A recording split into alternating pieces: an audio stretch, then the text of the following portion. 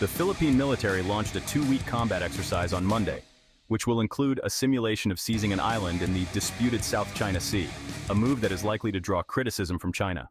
More than 3,000 Filipino Army, Navy, and Air Force personnel will participate in the drills, which Philippine military officials say are not directed against any specific country.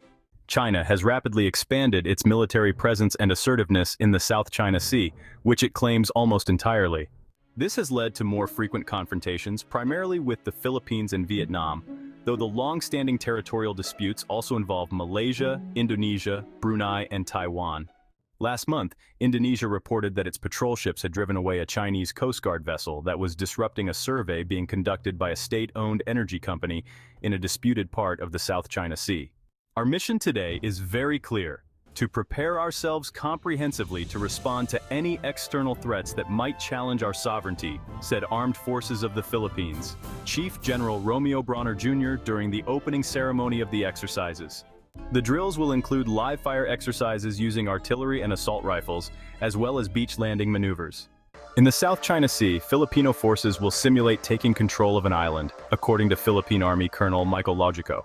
Logico expects Chinese forces to conduct surveillance from a distance, but does not anticipate any hostile actions. They have a front-row seat to the exercise. They'll watch, and we don't mind, he said. China has opposed such combat exercises in the South China Sea, particularly if American and allied forces are involved. The outgoing Biden administration has worked to strengthen military alliances in the Indo-Pacific to better counter China, including in any potential confrontation over Taiwan.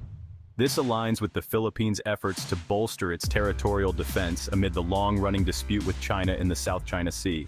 Next year, U.S. and Philippine forces plan to stage their largest annual combat drills, called Balikatan, which are expected to include maneuvers in contested areas of the South China Sea.